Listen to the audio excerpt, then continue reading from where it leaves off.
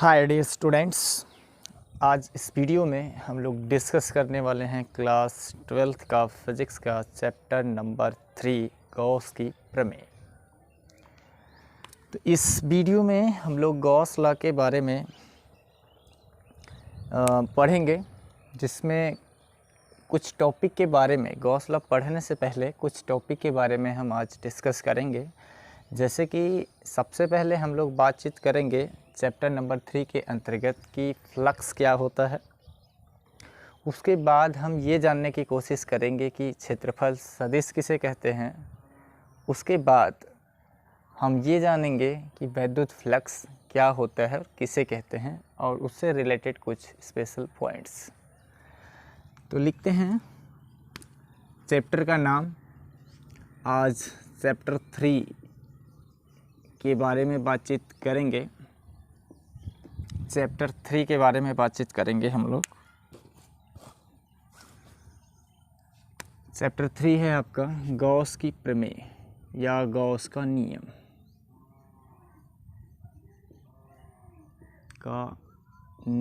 या गॉस की प्रमेय। ये गॉस लॉ चैप्टर का नाम है। ये जर्मनी के साइंटिस्ट थे गॉस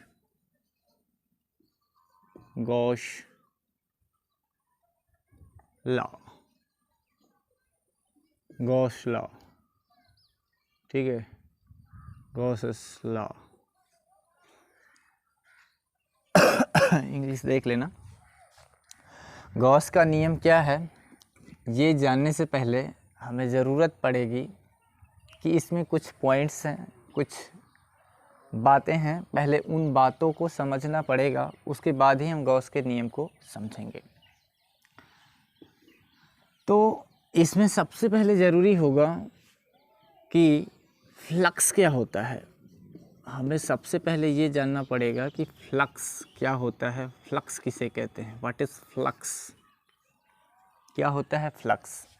अच्छा, ये जो गॉस का नियम हम पढ़ रहे हैं इस चैप्टर में, ये कब और कहाँ पे अप्लीकेबल होगा, कब लगेगा। इससे पहले जब हम कूलम्ब्स लॉ पढ़े थे तो उसमें एक केसेस थी कूलम्ब्स लॉ में कि जब भी आपका जो चार्ज आप निकाल रहे हैं, नेट इलेक्ट्रिक फील्ड कहीं पर भी आप निकाल रहे थे, तो उस केसेस में वो जो शेप थी या फिर जो आकृति हुआ करती थी, वो उसमें सिमेट्री की केस हुआ करती थी। यानी आकृति आपकी समतल होती थी, एक प्लेन नुमा होती थी, सेम साइज़ की आकार की, तभी आप उसे निकाल पाते थे, वहाँ पे नेट इलेक्ट्रिक फील्ड बता पाते थे। लेकिन गॉस लॉ किसी भी आकृति के लिए सत्य होगा। आपकी आकृति कैसी भी हो, विकृत आकृति, टेढ़ी मेढ़ी कैसी भी हो, उसके अंदर नेट इलेक्ट्रिक फील्ड कितना होगा वो हम गॉस लॉ के अकॉर्डिंग बता सकते हैं। इसमें कोई ज़रूरी नहीं है कि जो आपकी आकृति हो वो सममित ही हो तभी आप net electric field find out कर सकते हैं, अन्यथा नहीं। जो गॉस लॉ है उसमें सिमेट्री होना नेसेसरी है। सिमेट्री मतलब सममित। सममित का मतलब होता है कि जब किसी भी आकृति को हम किसी भी एंगल से देखें तो वो हूबहू सेम दिखाई दे, तो उसी आकृतियों को सममित आकृतियाँ कहते हैं। जैसे यदि हम बात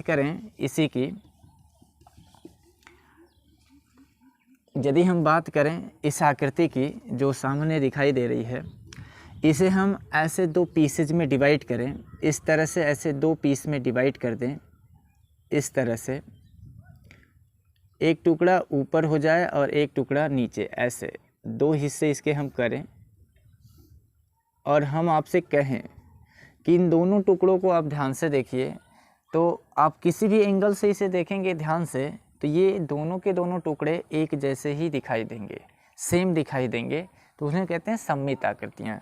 जैसे ये ट्रायंगल है, इस ट्रायंगल के ही जैसा एक दूसरा ट्रायंगल, तो वो दोनों एक दूसरे के क्या कहलाएंगे, सिमेट्री, सममित। सममित का मतलब होगा कि किसी भी आकृति को आप ऐसे जगह से डिवाइड करिए, ऐसे दो हिस्से में बांटिए, दो से ज़्यादा हिस्से में डिवाइड करिए कि प्रत्येक हिस्सा जो पीसेज हुआ है, जो टुकड़ा हुआ है, वो आपस में इक्वल हो। जैसे इस ट्रायंगल को यदि हम यहाँ से ब्रेक कर दें और ये ट्रायंगल आपसे पूछें कि ये दोनों कैसे हैं, तो आपका जवाब होगा सर दोनों के दोनों किसी भी एंगल से देखें तो दोनों सेम दिखाई देंगे, अर्थात ये दोनों एक दूसरे के सममित है, सिमेट्रिक है।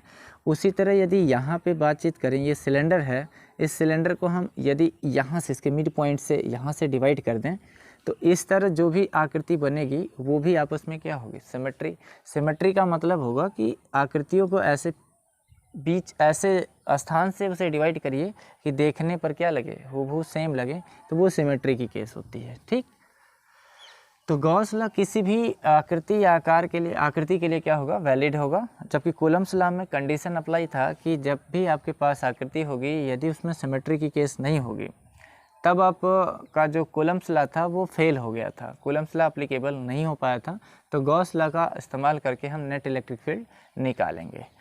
तो उसे समझने से पहले हमें ये जानना पड़ेगा कि फ्लक्स क्या होता है, फ्लक्स किसे कहते हैं। तो सिंपल, सबसे पहले ये जानेंगे कि फ्लक्स का मतलब क्या है। तो फ्लक्स एक लैटिन भाषा का क्या है, शब्द है। जो फ्लक्स है एक लैटिन भाषा का एक शब्द है जिसका अर्थ क्या होता है, जिसका अर्थ होता है प्रवाह या बहाव। तो किस चीज़ का प्रवाह या बहाव होगा, तो किसी द्रव या फिर किसी गैस का प्रवाह।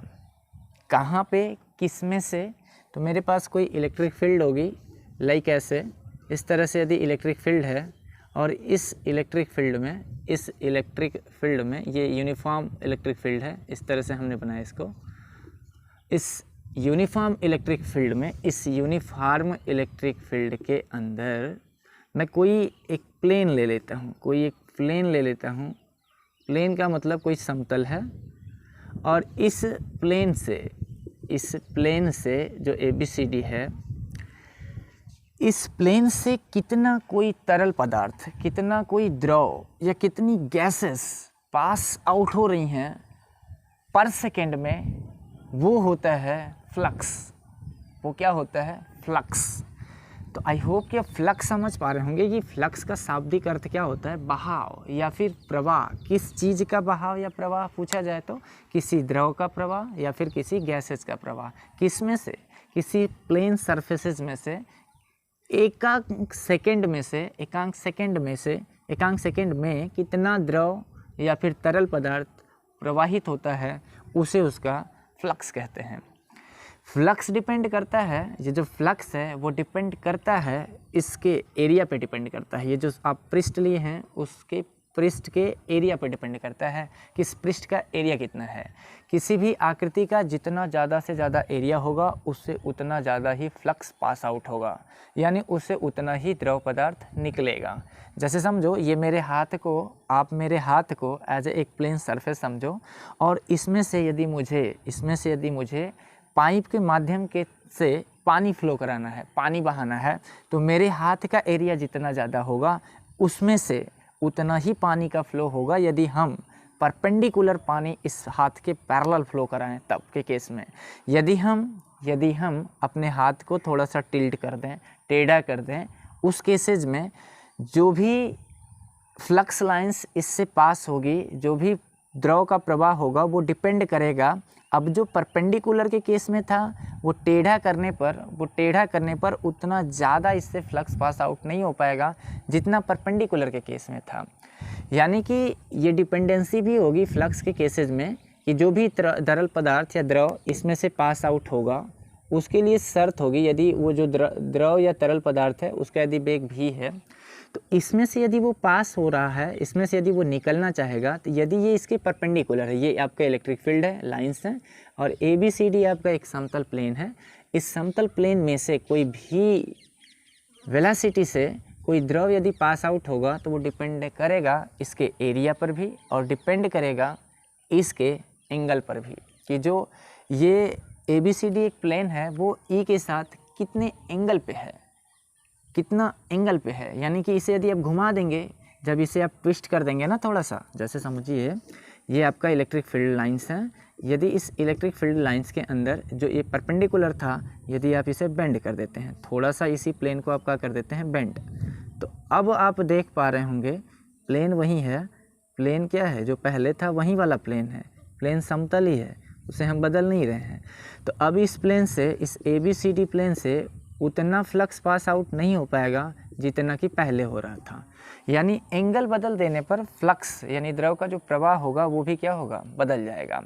तो सीधे सीधे फ्लक्स का मतलब क्या हुआ, फ्लक्स का शाब्दिक अर्थ हुआ क्या कि फ्लक्स का शाब्दिक अर्थ होगा द्रव का प्रवाह या फिर द्रव का बहाव। डिपेंड किस पे करेगा, ये डिपेंड करेगा एरिया ऑफ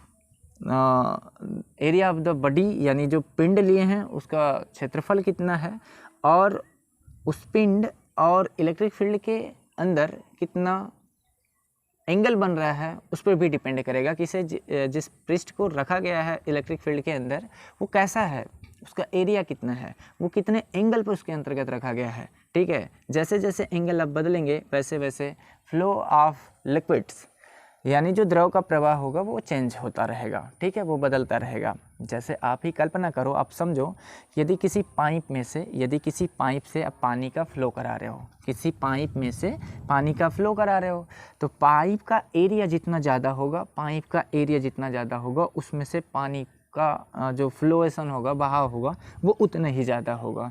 यदि एरिया कम होगा तो उसमें से थोड़ा पानी जाएगा, क्योंकि क्षेत्रफल कम है तो पानी क्या होगा, कम होगा। हालांकि पानी का एरिया कम करने पर स्पीड भले बढ़ जाएगा, बट पानी तो कम ही जाएगा ना। तो वही कहानी यहाँ है। फ्लक्स का मतलब आपको समझ में आया होगा। तो फ्लक्स के बारे में हम यहाँ लिख देते हैं, इससे डिफाइन कैसे करेंगे उसके बारे में बातचीत करते हैं। तो लिखते हैं फ्लक्स की कहानी। फ्लक्स लैटिन भाषा का एक शब्द है, लैटिन भाषा का शब्द है जिसका अर्थ प्रवाह या बहाव होता है। प्रवाह या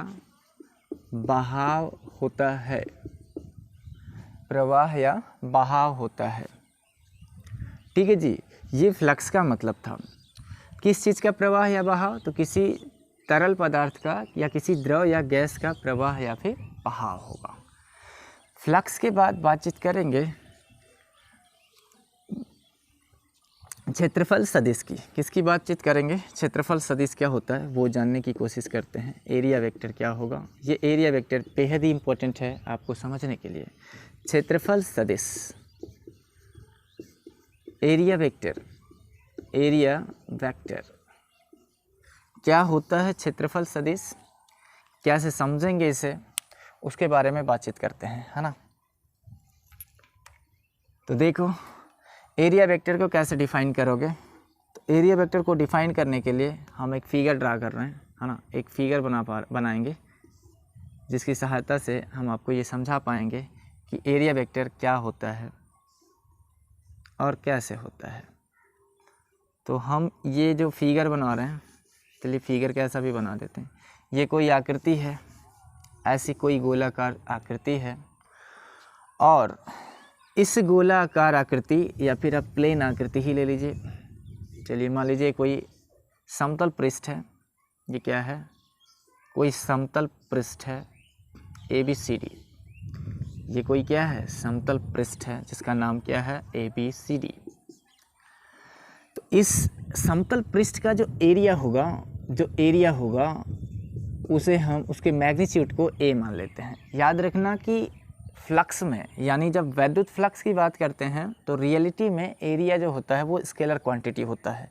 जो क्षेत्रफल है वो क्या है, अदिश राशि होता है। लेकिन इलेक्ट्रिक फ्लक्स के दौरान यानी वैद्युत फ्लक्स के स्थिति में हम इस एरिया को स्केलर नहीं बल्कि क्या मान के चलेंगे, वेक्टर क्वांटिटी कंसीडर किया जाएगा। रियलिटी में यदि आपसे पूछा जाएगा कि क्षेत्रफल कैसी राशि है तो रियलिटी में स्केलर है, बट एरिया वेक्टर जब वैद्युत फ्लक्स की बात करेंगे तो वैद्युत फ्लक्स के दौरान हम एरिया को as a vector quantity consider करेंगे, सदिश राशि मानेंगे। ठीक है, तो ये एक प्लेन है ABCD, एक आयताकार कोई आकृति है जिसका जो मैग्नीट्यूड है मॉड ऑफ A हमने लिखा है, जिसका मतलब इसका परिमाण है क्षेत्रफल का। इसका क्षेत्रफल निकाल रहे हैं, क्षेत्रफल को मॉड ऑफ A से दिखा रहे हैं। मॉड का मतलब होता है मैग्नीट्यूड। तो इसका जो परिमाण है वो किसके बराबर आ रहा है, A के ही बराबर आ रहा है। तो जो एरिया वेक्टर कंसीडर किया जाता है किसी भी शेप या साइज या फिर आकार या आकृति के लिए, वो एरिया वेक्टर उस सरफेस के सदैव परपेंडिकुलर माना जाता है। इस सरफेस के परपेंडिकुलर माना जाता है। इस सरफेस के परपेंडिकुलर मानने का मतलब आपके दिमाग में पुनः दो प्रश्न उठेगा कि सर यदि एरिया वेक्टर पृष्ठ के परपेंडिकुलर माना जाएगा तो ये जो सरफेस हमारे सामने है, यदि हम कहें कि ये ऐसा है, ये क्या है, ऐसा है, और यदि एरिया वेक्टर इस सरफेस के परपेंडिकुलर माना जाता है तो परपेंडिकुलर में तो दो स्थितियां बनती हैं। या तो इस एरिया वेक्टर जो होगा इस हथेली के लंबवत परपेंडिकुलर बाहर इधर भी हो सकता है, या फिर जो एरिया वेक्टर होगा इसी सरफेस के परपेंडिकुलर बाहर की तरफ भी तो हो सकता है। भाई ये हथेली के इस साइड भी तो हो सकता है ना, लंबवत इसके लंबवत इस साइड भी तो एरिया वेक्टर ले सकते हैं ना। तो किसे कंसीडर करेंगे, अंदर वाले को जो हथेली के परपेंडिकुलर इधर बाहर की तरफ होगा उसे एरिया वेक्टर माना जाएगा, या फिर इसी पृष्ठ के लंबवत बाहर की तरफ जो होगा उसे एरिया वेक्टर कंसीडर किया जाएगा। तो जब एरिया वेक्टर की बातचीत की जाएगी तो उस केसेस में जो एरिया वेक्टर होता है वो सरफेस के परपेंडिकुलर ही होता है, लेकिन वो पृष्ठ के लंबवत बाहर की तरफ वाला कंसीडर किया जाता है, अंदर की तरफ नहीं। यानी यहाँ पे जो एरिया वेक्टर की डायरेक्शन मानी जाएगी वो होगी इस सरफेस के परपेंडिकुलर बाहर की तरफ। तो उसे कैसे दिखाएंगे, इसे हम मान लेंगे कि ये एरिया वेक्टर है। लेट सपोज उसे वेक्टर ए से इंडिकेट करते हैं, जो कहाँ होगा, इस सरफेस के परपेंडिकुलर बाहर की तरफ। अंदर की तरफ वाले को कंसीडर नहीं किया जाएगा। याद रखिएगा, जब भी एरिया वेक्टर हम कहेंगे उसकी दिशा आपसे पूछेंगे तो वो सदैव पृष्ठ के लंबवत बाहर की तरफ कंसीडर किया जाएगा, अंदर की तरफ वाला नहीं लिया जाता है। इसकी डिफिनीशन क्या होगी, कैसे डिफाइन करेंगे इसे, तो क्षेत्रफल सदिश की परिभाषा लिखते हैं ऊपर, यहाँ डिफिनीशन लिख देते हैं।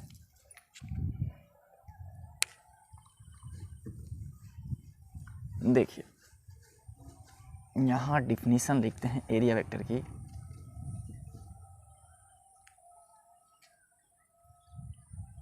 तो यहाँ जो मॉड ऑफ वेक्टर ये होगा mod of A into N cap के बराबर होगा, क्योंकि एरिया वेक्टर को यहाँ पे as a vector quantity consider किया जाएगा, इसलिए इसके साथ यूनिट वेक्टर आना नेसेसरी है। तो क्षेत्रफल सदिश की यहाँ पे हम डिफिनीशन लिख देते हैं। क्षेत्रफल सदिश एरिया वेक्टर तो किसी समतल पृष्ठ का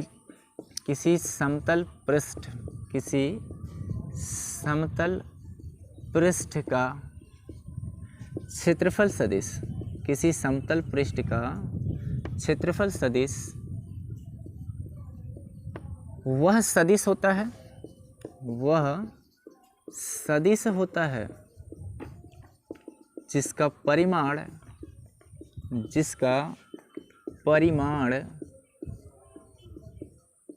उस पृष्ठ के क्षेत्रफल के बराबर, पृष्ठ के क्षेत्रफल के बराबर एवं दिशा पृष्ठ के लंबवत बाहर की ओर होती है या मानी जाती है। तो किसी समतल पृष्ठ का जो क्षेत्रफल सदिश होगा यानी एरिया वेक्टर होगा, जिसे हम ए से इंडिकेट करेंगे या वेक्टर ए से इंडिकेट करेंगे, उसका जो सदिश होगा, क्षेत्रफल सदिश, वह सदिश होगा जिसका जो परिमाण होगा, इसका जो परिमाण होगा उसी पृष्ठ के क्षेत्रफल के बराबर होगा। इसका जो एरिया वेक्टर होगा वो इसी आकृति जो भी होगी, यहाँ पर हमने आयताकार लिया है, हो सकता है वो वर्गाकार हो सकता है वो घनाकार हो सकता है वो घनाभाकार हो सकता है वो बेलनाकार हो, किसी भी शेप का हो सकता है भाई। तो उस शेप में जो एरिया वेक्टर होगा वो उसी आकृति के क्षेत्रफल के बराबर आएगा और यूनिट वेक्टर लगाया जाएगा, और उसका जो परिमाण दिशा होगा वो सदैव पृष्ठ के लंबवत बाहर की तरफ कंसीडर किया जाएगा। इस बात को आप भूलिएगा मत। तो ये था एरिया वेक्टर का डिफिनीशन। कहेंगे कि सर यहाँ पर तो आपने एक आयत लिया है, यदि हम यहाँ पे कंसीडर करें एक सर्कल और इस सर्कल का पर एक छोटा सा पीस लें, इस सर्कल का एक छोटा सा पीस लेंगे, तो इस सर्कल के इस छोटे से पीस का हम आपसे पूछेंगे एरिया वेक्टर। तो सबसे पहले आप इस सर्कल में जो भी टुकड़ा लोगे इस टुकड़े का जो एरिया वेक्टर होगा वो तो इस पृष्ठ के लंबवत बाहर की तरफ होगा। तो चूंकि ये जो छोटा सा पीसेज ले रहे हो ये पूरे सर्कल का तो है नहीं, एक छोटा सा टुकड़ा ले रहे हो, छोटे से टुकड़े की वजह से एरिया वेक्टर निकालना चाह रहे हो, तो एरिया वेक्टर होगा तो पृष्ठ के लंबवत बाहर की तरफ ही हो, लेकिन उसका जो पूरा वैल्यूज़ होगा वो ए नहीं होगा, वो डी ए होगा। क्यों? डी ए का मतलब थोड़ा सा एरिया आपने लिया है सर्कल का, थोड़ा सा एरिया, उस छोटे से पीस पर आप एरिया वेक्टर निकालना चाह रहे हैं, तो छोटा सा एरिया होगा तो उसको हम डी ए दिखाएंगे। जब इसका एरिया मैग्नीट्यूड निकालेंगे, इसका जो मैग्नीट्यूड निकालेंगे तो वो क्या आएगा, वो आएगा डी ए, क्या आएगा, D A into N cap, D A into N cap. I hope आप समझ पा रहे हैं, ये जो मैग्नीट्यूड होगा वो छोटा सा होगा, बहुत थोड़ा सा होगा, नन्ना सा, नन्ना मुन्ना सा होगा ना, छोटा सा, समझ पा रहे हो। तो डी ए यदि लेंगे, छोटा सा पीसेज लेंगे, तो यहाँ पे हम यहाँ पे डी ए होगा जो कि परपेंडिकुलर होगा इस सरफेस के, इंटू एन कैप उसके साथ लगा होगा। यदि इस पूरे आकृति के कारण बातचीत करेंगे तो यहाँ पे जो एरिया वेक्टर होगा वो पृष्ठ के लंबवत बाहर की तरफ होगा, लेने को आप अंदर भी ले सकते थे, लेकिन हमने आपको बताया कि एरिया वेक्टर हमेशा पृष्ठ के लंबवत बाहर की तरफ कंसीडर करते हैं, अंदर की तरफ वाला नहीं। तो यहाँ पे हो जाएगा D A is equal to D A into N cap, D A into N cap. N cap क्या है? इकाई लंब सदिश है, ठीक है। तो कैसा भी शेप हो, कैसी भी आकृति हो, छोटा सा पीस यदि ले रहे हैं तो उसके कारण थोड़ा सा एरिया आएगा, और यदि पूरे आकृति के कारण बात करते हैं तब तो यहाँ पे ए इंटू एन कैप लिखते हैं, ठीक है। आई होप कि आप क्षेत्रफल सदिश के बारे में समझ पाए होंगे। आगे बातचीत करते हैं।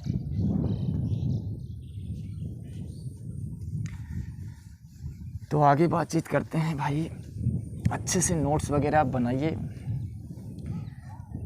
रोज़ाना जो भी चीज़ें आपको प्रोवाइड की जाती हैं उसे आप डे बाय डे लर्न करिए, याद करिए, क्योंकि हम ज़्यादा आपको देते नहीं हैं एक दिन में, थोड़ी सी ही चीज़ देते हैं, और आप यदि रोज़ाना का पढ़ेंगे थोड़ा थोड़ा तो वो आपको आसानी से, जैसे कंप्लीट सिलेबस होगा, चैप्टर जैसे ही फिनिश होगा आप एक बार सरसरी नज़र से उसे देखेंगे तो आपको सारी चीज़ें उस चैप्टर की याद रहेंगी और न्यूमेरिकल लगाने में कोई कठिनाई नहीं होगी।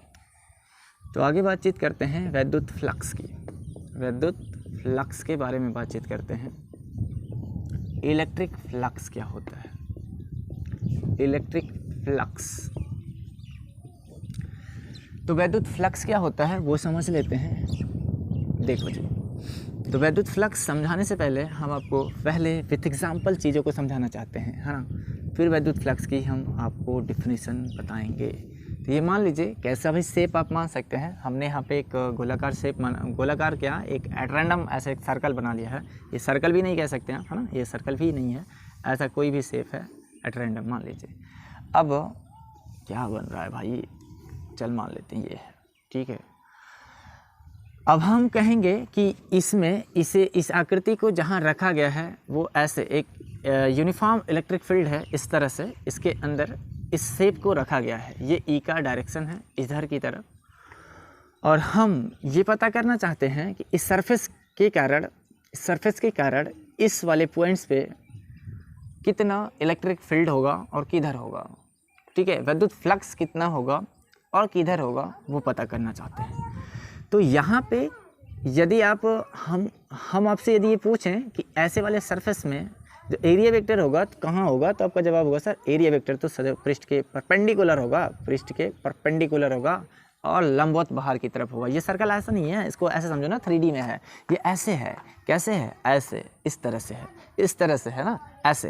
तो एरिया वेक्टर कहाँ होगा, पृष्ठ के लंबवत बाहर की तरफ। अंदर वाला ले नहीं सकते, हमेशा पृष्ठ के लंबवत बाहर वाला कंसीडर करेंगे, तो एरिया वेक्टर कहाँ हो जाएगा, ऊपर की तरफ।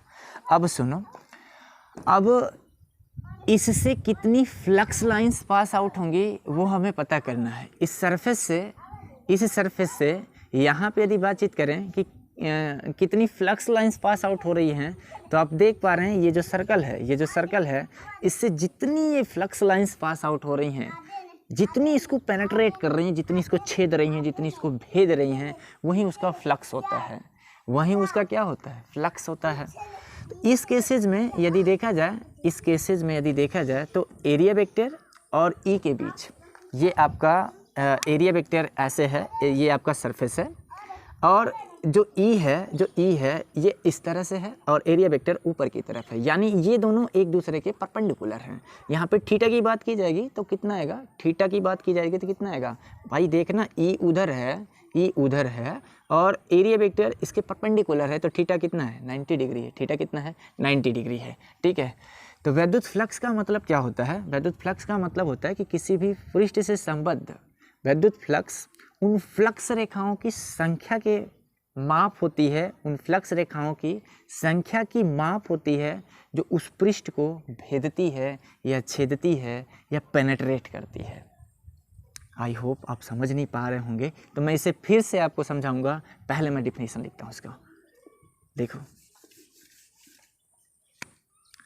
किसी पृष्ठ से संबद्ध, संबद्ध का मतलब क्या होता है, घिरा हुआ होगा। संबद्ध मतलब बधा हुआ, संबद्ध का मतलब क्या है, बधा हुआ या ढका हुआ।